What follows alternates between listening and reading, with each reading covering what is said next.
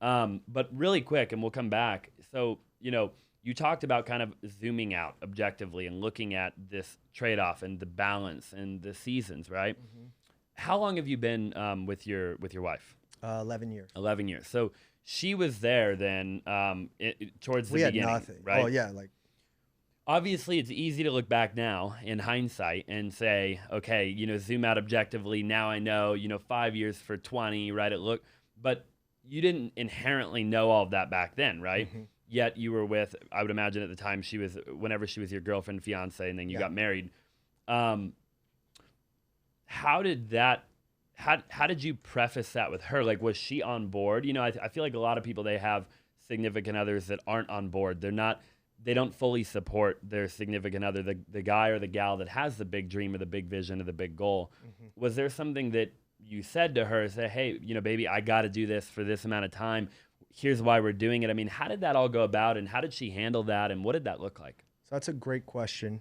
And I think what people have to understand is you don't need to have, I didn't know it was going to be a 5-year season of sprinting for me. I just knew I was headed the right direction. And then I would chunk it down into bite-sized bites. Like, hey, we're low on money right now. I need to sprint for the next 90 days. Okay, and then I'd come up for air. I'd kind of look and be like, okay, that's my next best point of progress. I'm going to head towards that. And just like an airplane, right? Like, I didn't know exactly where I was headed. I knew I wanted to be financially free. I knew I wanted to have great habits and be self-developed. I knew I wanted to be a great husband and father. I knew I wanted to be those things, but I didn't know that this path would take me there. So there was sprints, there was falls, there was walks, there was jogs, there was sprints. And the number one thing I did with her is I communicated what I was about to enter. Like right now, this morning, I communicated with her. This was yesterday. Hun, I think I'm gonna sprint a little bit. And I need you to know, like, if my mind's a little wandering, or, because I talk to myself in the shower. They say that's a sign of genius. I'm just saying. Like, dude, I'm like in my brain all the time, right? So I was like, if you see me like that, I need you to know why. I've been transparent with you. The one thing that has me not nervous, but like the biggest risk I have right now is these big properties. So I'm thinking about those things, and I'm trying to mitigate all this. So I need you to understand that. And I'm about to enter a season of maybe, because dude, I've legit been like chilling, and like if there's seasons, I've been like on just dad mode. Right. And health has been super important. I'm in the gym twice a day. So like, that's what been my main priority for like this quarter was to do yoga every day. Like that was my number one goal on like my life list. I love that. So just to give you a idea of like where I was thinking about. And I articulated that to her. And now I'm going to enter this sprint, and I think you just have to communicate it. And if you do that every time you throttle up or down, your partner can understand what's making you tick in that moment and how they can support you. And then just straight up ask the question, can you support me in this way? Can I support you in this way? And what I did is 5 years ago, I wasn't the man I am today. And in 5 years from now, I won't be the man I am right now. I'm going to develop. So I found out information and nuggets of how I wanted to conduct myself and live my life along the path. And I chose to receive new information that changed my direction. And I said, gosh, I don't think I want to be the wealthiest guy. I want to be the freest guy. How do I do that? I create cash flow. Gosh, I don't think I want to work 50 hours a week. How can I do that? Integrators, partners. Man, that's a great tidbit. Let me apply that to my life. Because dude, I could make a lot more money right now if I worked 50 hours a week and just kept all the companies. I didn't want to do that. I wanted to watch CoComelon. I love that. Don't watch CoComelon.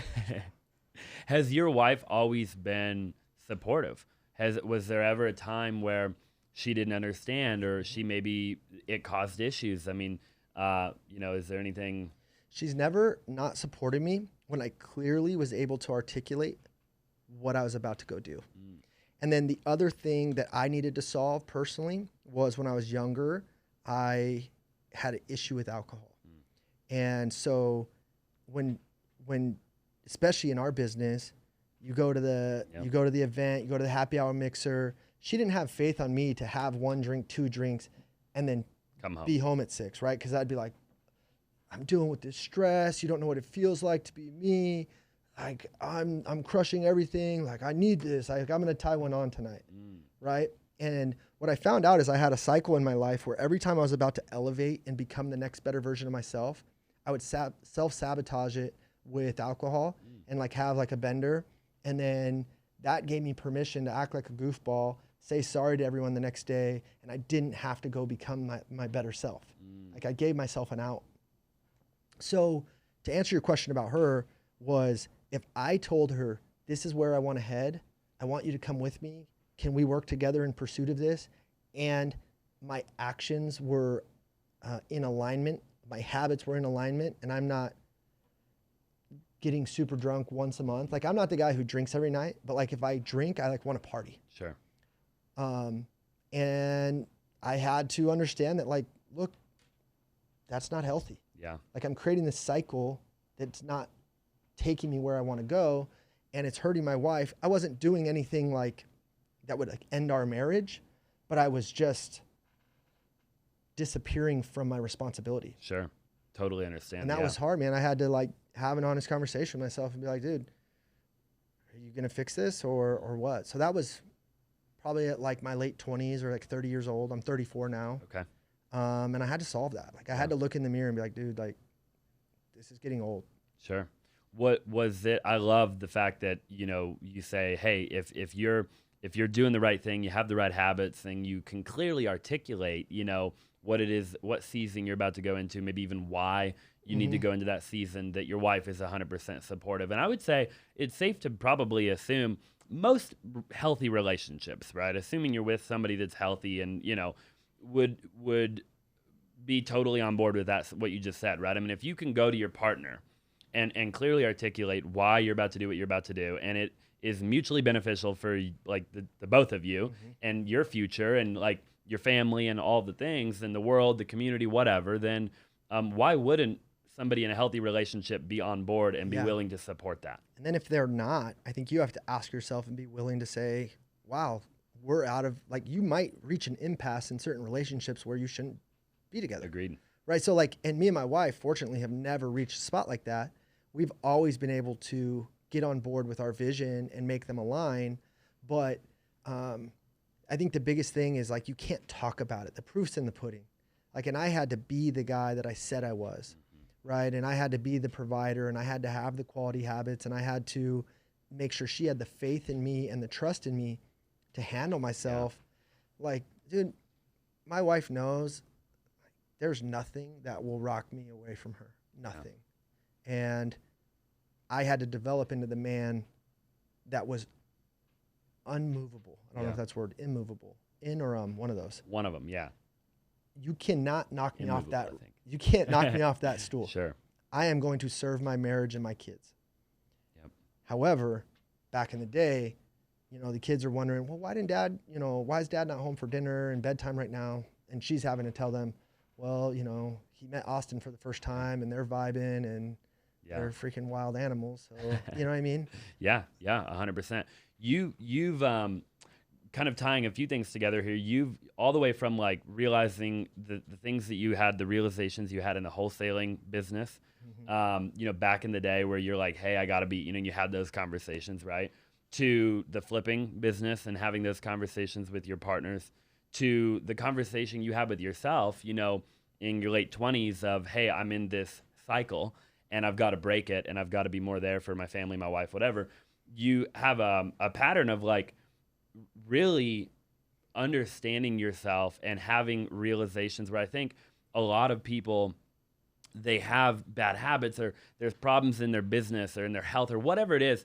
And for whatever reason, like change just never occurs, right? And I don't know if it's a lack of realization or a lack of what it is, but how have you over, you know, the period of time consistently been able to recognize a problem in any area of life, right?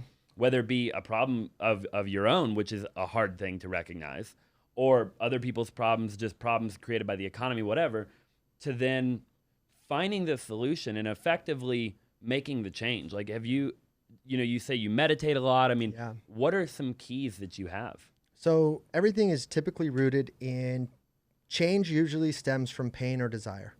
And the pain needs to be bad enough or the desire needs to be strong enough. So for me, I've just identified, You know, what causes me pain? Financial insecurity, I hate. I like being financially secure. And I will always move towards financial security because the pain or the fear around that is strong enough that I will not let it happen. Right? So right now, while everyone's kind of buckling up for what might come, dude, I'm pulling the ripcord. Like, and I'm just a weird dude where I don't care about things too much. I went through that phase. So like, dude, I was living on 29 items for like the last 6 months. Mm-hmm. And I'm, you know, I make a bunch of money. Like, I'm just a weirdo. So I'm like prepared for the worst. And I don't know, like I think that if the pain were to come, I've tried to prepare myself for it. And then I've also understood that desire can be deceiving. And so like, I think some people get caught up in the desire to, I'm going to go do this thing because they desire attention or accolades from other folks. And then I've also gone a layer deeper to say that doesn't matter to me anymore. I don't care what the world thinks of me. I care what God, my wife, myself think of me, my family. Sure. So my desires are more rooted in like, how do I become my best self as opposed to look like my best self? The way you act, the way you think. And when you're unremoved from like the way people view you anymore, it gives you the freedom to act the way you want to act. Wow. So that gets kind of deep and I can go like super woo on that. But like, dude, my only priority each day is to do my very best to live my life. And I talk about like my dream life gets lived right now. I always wanted an outdoor shower. Guess what? I spent $179 on Amazon. I shower outdoors every day. I love that. I get in cold water 3 to 5 times a day. I run my dog every night. I drive my kids to school. Dude, there's just like, if you have clarity on what you want and it's what you want, then you go do the thing and you don't worry about what anyone else thinks. I love that. So